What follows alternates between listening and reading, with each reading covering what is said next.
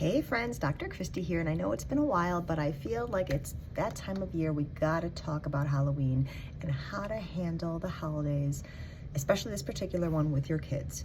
We all know sugar's horrible. We all know that it impacts our bodies in a really negative way. It impacts your immune system. I've said in previous videos, sugar literally paralyzes your immune system.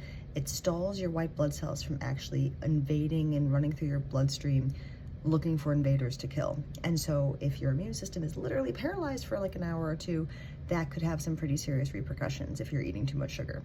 So let's also be real. I have 3 boys. Right now they are ages 14, 11, and 8, and they like to eat candy. In fact, little secret, they sometimes take their bikes out and ask if they can go for a bike ride with their friends, and they'll go to the dollar store, they'll go to Walgreens, and they'll get things that I'm not so thrilled with. This is normal child behavior. Of course, they're gonna try and sneak around and prove to me that they can have whatever they want. Either way, while your children, if they're young, if they're under your control, so to speak, these are the things that I recommend to keep them safe and keep them protected from as much sugar as possible. And as they get older, at the very least, I still believe if you set a really strong foundation for them at home, even if they stray a little bit like my kids are doing right now, at the end of the day, they are gonna know in their body, mind, spirit, they're gonna know what actually feels better. And eventually, whether they tell you about it or not, they will come back around.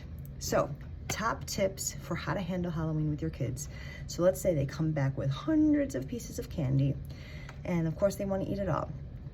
Rule number 1, eliminate everything with food dye. I'm talking Skittles, I'm talking M&Ms, Starburst, Smarties, anything that has artificial food dye, chuck it immediately. Not necessary. There's plenty of other options as far as treats and things are concerned. Artificial food dyes often cause anxiety, they cause irritability, they literally mess with your child's nervous system, and in susceptible, vulnerable kids, they can cause much, much worse symptoms. So better to just eliminate food dyes altogether. Number 2, if you can, I recommend switching certain things out. So for instance, if your child gets a Snickers, there's corn syrup in there, there's GMO ingredients, there are other brands that mimic those types of things, but they're just not as toxic. So if your child is okay with it, we can just say, oh, instead of this Reese's Peanut Butter Cup, we're gonna get one from Trader Joe's that's dark chocolate and almond butter based or whatever it might be, okay? So that's number 2.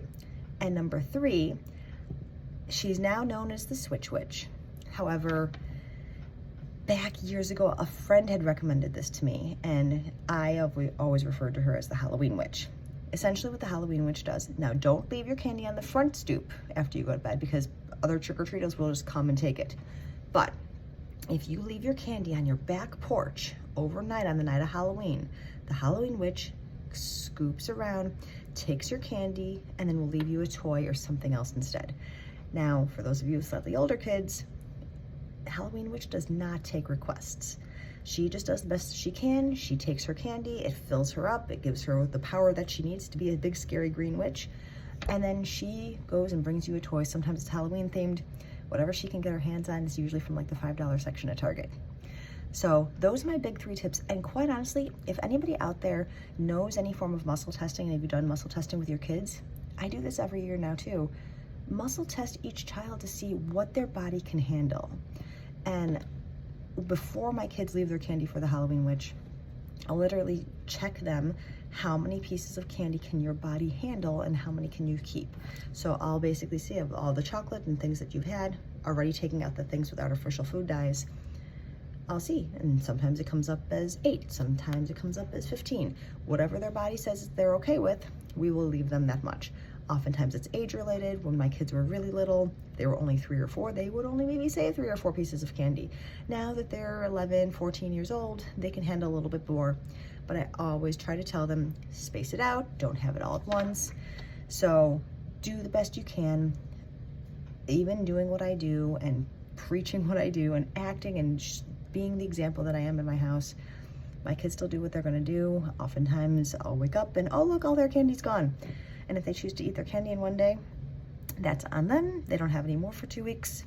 And at the end of the day, they get to make their choices. They get to live with those consequences, whether it's things that we as parents impose on them or just the consequences of how they get to feel in their body after they make those choices. So just my quick thoughts for you for today. I hope you all have a beautiful, happy Halloween, And if you got questions, drop them below. Have a good one.